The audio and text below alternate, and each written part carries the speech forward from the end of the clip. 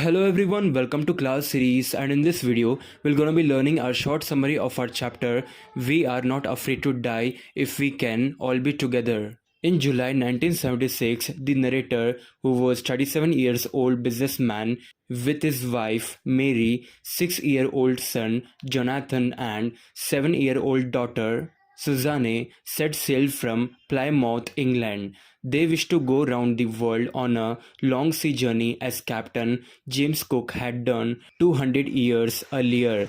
They started in 23-meter, 30-ton wooden-hulled wave walker. The first part of their planned 3-year, 105,000-kilometer journey passed pleasantly. They sailed down the west coast of Africa to Cape Town. They took on 2 crewmen, Larry Vigil, an American, and Hub Sagler, a Swiss, to help them cross the rough southern Indian Ocean. On their second day out of Cape Town, they faced extremely strong winds which blew continuously for next few weeks. Waves rose up to 15 meters. On December 25th, they were 3,500 kilometers east of Cape Town. Though the weather was very bad, they enjoyed Christmas and New Year's Day. The weather changed for the worse. On January 2nd, there were mighty waves. They were sailing at 80 knots. They slowed down the boat by dropping the small sail and fastened mooring rope in a loop across the hind part of the boat. Then they attached lifelines, put on waterproof clothes and life jackets, and waited for the storm. The first sign of the imminent disaster came as portentous silence. The wind dropped and the sky immediately grew dark. Then came a glowing roar and a very huge wave. A tremendous explosion shook the deck. The narrator's head struck on the wheel and he flew over the side of the boat into water. He was sinking below the waves. He accepted his coming death. Suddenly, his head appeared out of water. A few meters away, Wave Walker was about to turn over in water. Then a wave threw her upright. Succeeding waves threw the narrator around the deck like a rag doll.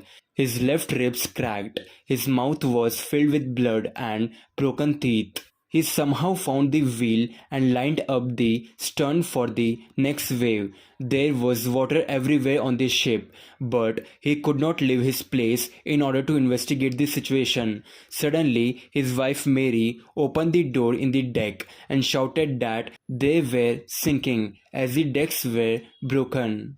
The narrator asked her to take the wheel. Then he moved quickly to the door.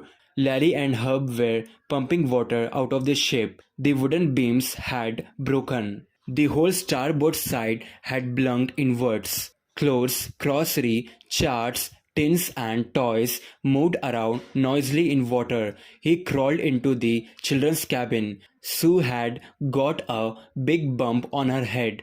He had no time to attend to her. He found a hammer, screws and canvas and started repair work. He managed to stretch canvas and secure waterproof hatch covers across the gaping holes.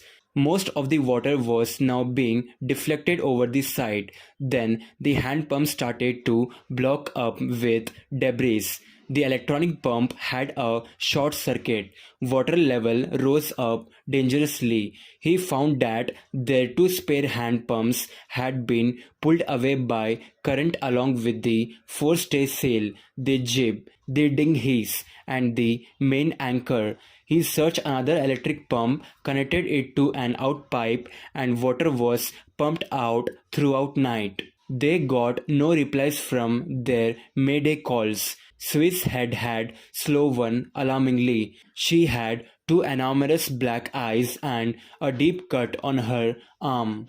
On the morning of January 3rd, the pumps had reduced the amount of the water on the board. Each of them took rest for 2 hours, turn by turn. They had survived for 15 hours since the wave hit the Wave Walker, but she was not strong enough to take them to Australia. He checked the charts. He calculated that there were 2 small islands a few hundred kilometers to the east. He hoped to reach Amsterdam, a French scientific base. On 4th of January, after 36 hours of continuous pumping, they reached the last few centimeters of water. Now they had to keep pace with the water still coming in. Mary found some corned beef and cracker biscuits. They ate their first meals in almost 2 days. Their relief was short lived. At 4 p.m., black clouds began building up. Within an hour, the wind was back to 40 knots. The seas were getting higher. Throughout the night, the weather became worse. By dawn on 5th of January, their situation was extremely dangerous. John asked if they were going to die. The narrator tried to assure him that they could make it. Then John said, "We aren't afraid of dying if we can all be together." The narrator could find no words to respond. He determined to fight the sea. To protect the weak starboard side, he decided to stop the ship with the undamaged port hull facing the oncoming waves. He used an improvised sea anchor of heavy nylon rope and 22-liter plastic barrels of paraffin.